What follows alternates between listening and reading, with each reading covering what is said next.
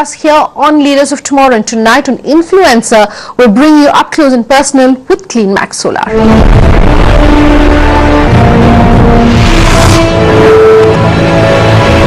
I caught up with CleanMax Solar earlier about renewable energy in India, how more companies can be encouraged to go green, pricing, as well as the way forward for the company.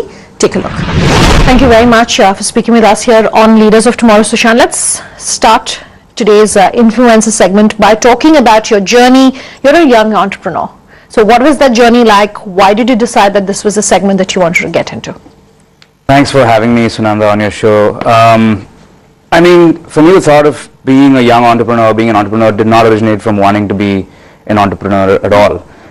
When I was in college in IIT Bombay, I realized that, climate change is probably one of the biggest sort of challenges to the human race at the moment, and I just wanted to be part of it. At the time, there wasn't much of a sustainable development industry. I remember there were no jobs on campus for someone like me who wanted to be part of that space, and so I went fishing in the market, found something for myself, and a year later I think I understood that industry much better. It was also very nascent, and Andrew, Kuldeep and I came together to start CleanMax Solar. Okay, and what's the journey been like? I do know that the government has been going all out to talk about solar energy. In fact, 100 gigawatts, correct me if I'm wrong, of solar energy is the target by 2022 according to the Ministry of New and Renewable Energy. How much of that can private industry tap? Look, in my personal opinion, 100 gigawatts is not an unreachable target by any stretch of imagination. Even in a country like India? I think especially in a country like India. I mean, we are one of the fastest growing consumers of power. More and more energy is needed to serve sort of people getting out of poverty segment. We have more growth in energy consumption than most parts of the world. We're also, as a market, one of the largest in the world. We happen to have great sunlight.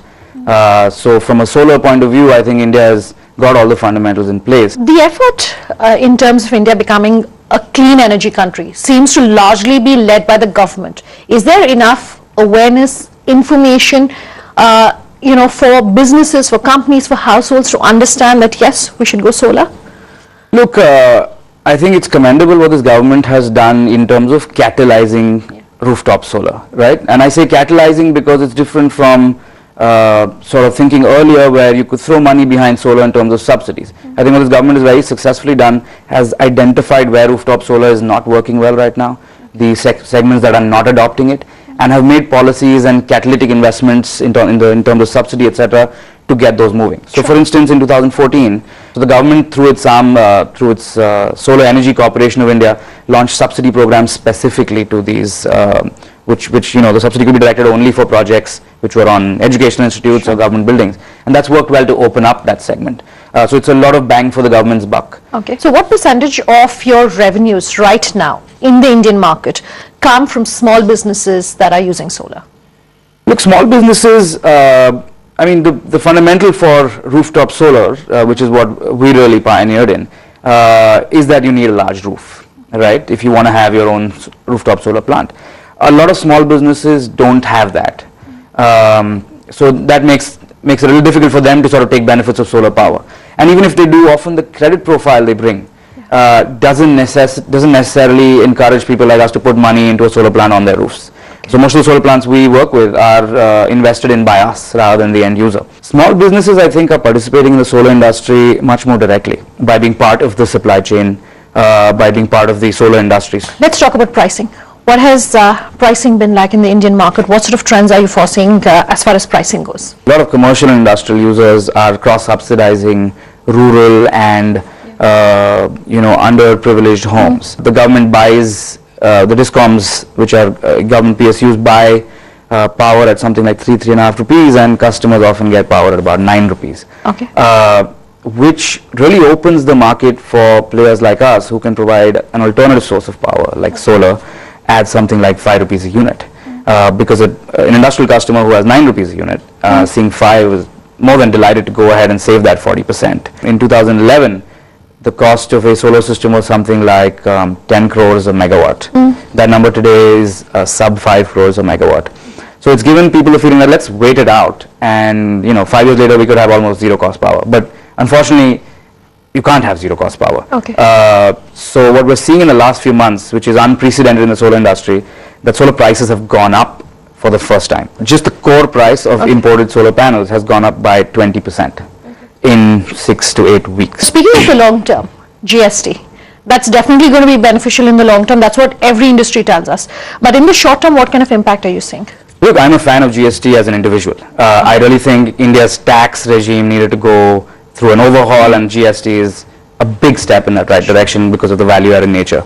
Unfortunately, as a solar developer, though, it hasn't worked terribly well, and that's because our input is equipment, which we pay GST on at various levels for various, ranging from 5 to 28% on different equipment. But our output is electricity, which means, and electricity is not in the GST pool at all, which means all the GST we get has no offset, and we're capitalizing all of it. So today, all solar developers are taking about a 10% increase in system costs, because all the GST is simply getting added to the cost with no output at the other end. I would urge the government to find a way around it, because this is a sector that is so much in their focus. And I know they've taken a few measures since GST was announced also, which is to announce lower tax rates, lower GST rates on some of the equipment. Sure. But the real problem is that there isn't an output. It's not the tax rate itself. So yeah. Okay, sure. Very quickly then, as we're winding down this interview, I noticed that you're likely to get 40% of your total revenues over 3 years from your global markets. How are the global markets panning out for you, one? And what can small businesses in India learn from the global peers? Look, it's early days in the global market for us. Our thought doing that was, look, we've been very successful in an emerging market, probably the largest emerging market outside of China. We've captured 25% market share consistently for the last 3 years. We've been the #1 player. We're also now funded by Warburg Pincus, and therefore, probably the best capitalized player in the rooftop sector, rooftop solar space. And so that's what we've been doing. We've gone to Middle East, we've gone to Southeast Asia, but it's very early days for us. It's been no more than 6-7 months since we got this started, and I'm personally involved in some of that. I think what can we learn from global players? I don't know. There aren't any global players right now. So we are the only solar player in Asia who's going pan-region. So I think there's a lot for us to learn, and then partner with MSMEs in how we can make that happen. Sure. What are the next few years looking like for you? We're of course very positive and optimistic, largely because of the way things have been for us. I mean, we were 3 guys in 2014 till 2014. And we're a 170, 180 person team now, about 300 crores in revenue. We've got some great investors backing us. So we're extremely positive on 2 aspects. One is, of course, how much volume we can contribute to the Indian solar story. And the other is how we can spread geographically to become a platform across emerging markets. So we remain terribly positive on solar and on ourselves. Okay, we started this conversation by talking about your journey as a young entrepreneur. Let me end this interview by coming back to that. Sure. And asking you to talk to our viewers about what, in your mind, you think have been some of the biggest strengths of being a young entrepreneur. What have perhaps been the biggest then challenges as well, and how maybe you've overcome those? I think a lot of my generation, I'm 30 years old, we have parents who grew up trying to put food on the table, clothes on our back, and those were their priorities, and therefore they had a certain risk aversion. They were capability-wise no different from any of us, I think, maybe even more capable, but they were risk averse because they had very pressing sort of immediate bottom of the pyramid needs to fulfill. I think we have unfortunately carried forward some of that risk aversion despite not having those needs. So when I was in college, when I was just out into the working world for the first time, my view was that if I'm going to take a risk, what better time, right? There's a safety net, there is qualification as much as it could be, and the market is easier to do business in than it has been in the last 50 years. And I think it's not been easy at all, but that's part of the challenge for people my age, to get to do something where there's an uphill task, challenge yourself every day, and see if you can make something of it. So it's been tough. Some of the bigger challenges have been, I think, around uncertainty, because as Indians, as people who grew up in the middle class, we're not used to or comfortable with uncertainty. We don't like not knowing what's going to happen in a year, especially if you go through high quality education. The intent is always that, look, after that, it'll be sort of a smooth sailing. And when that doesn't play out, it tends to make you nervous. I think the biggest part is always emotional, getting over your own fears, and it's always I mean, there's no guarantee of it working. So Sure. I don't know if there's a formula for how to succeed, etc. But certainly, I think the challenge itself is really the end goal.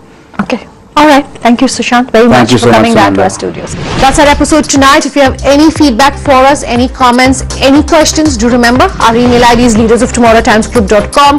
On social media, tweet at me at Sunanda_J or LOT_ET now. That's our official Twitter handle. On Facebook, we're at Leaders of Tomorrow and ET now. You can also call us on that number you see on the screen. We love hearing from you. Thanks very much for watching. Have a good night.